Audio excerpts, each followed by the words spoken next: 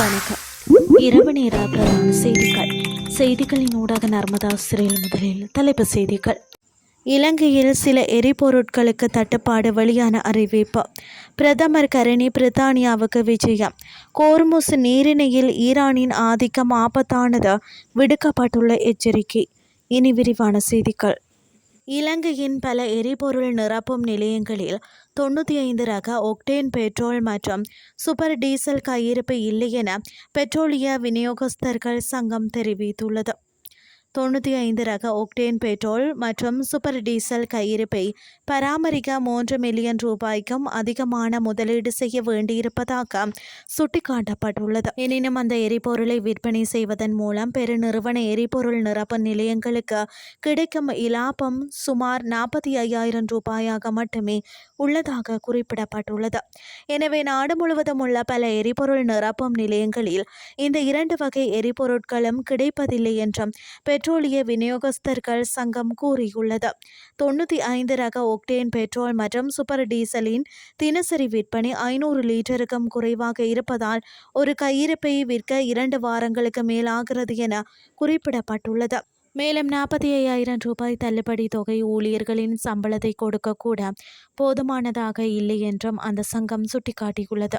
அத்துடன் இந்த 2 வகை எரிபொருட்களுக்கும் இலங்கை பெட்ரோலிய கூட்டுத்தாபனம் வழங்கும் சதவீதத்தை விட 2 மடங்குக்கும் அதிகமான தள்ளுபடியை வெளிநாட்டு எரிபொருள் நிறுவனங்கள் விநியோகஸ்தர்களுக்கு வழங்கி வருவதாகவும், அதிகபட்ச சில்லறை விலையில் 3% தள்ளுபடி அளிப்பதாகவும் சங்கம் குறிப்பிடுகிறது.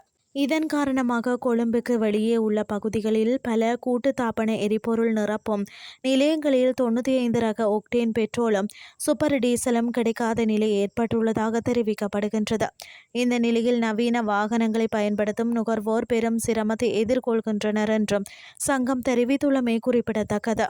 லண்டனில் நடைபெறவுள்ள அரச தலைவர்களின் மாநாட்டில் பங்கேற்பதற்காக பிரதமர் கரணி அமரசூரிய இன்று பிற்பகல் கட்டுநாயக்க விமான நிலையத்திலிருந்து பிரித்தானியா நோக்கி புறப்பட்டு சென்றுள்ளார்.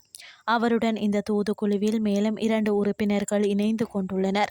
பிரதமர் உள்ளிட்ட தூதுக்குழுவினர் இன்று பிற்பகல் 1:20 மணிக்கு ஸ்ரீலங்கன் ஏர்லைன்ஸ் நிறுவனத்திற்கு சொந்தமான UL 403 என்ற விமானம் மூலம் கட்டுநாயக்க விமான நிலையத்திலிருந்து லண்டன் நோக்கி பயணமாகியுள்ளனர்.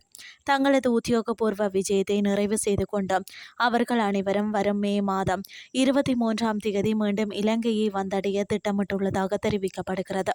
இனி வெளிநாட்டு செய்திகள். கோர்முஸ் நீரிணை மீதான ஈரானின் ஆதிக்கம் மற்றும் கட்டுப்பாடு சர்வதேச கடல்சார் சட்டங்களை மீறுவதாகவும், உலகளவில் ஒரு ஆபத்தான முன்னுதாரணத்தை ஏற்படுத்துவதாகவும் எச்சரிக்கப்பட்டுள்ளது. குறித்த எரிசக்தியை கத்தாரில் உள்ள ஜார்ஜ் டவுன் பல்கலைக்கழகத்தின் அரசியலினை பேராசிரியர் பால் மஸ்கிரேவ் விடுத்துள்ளார்.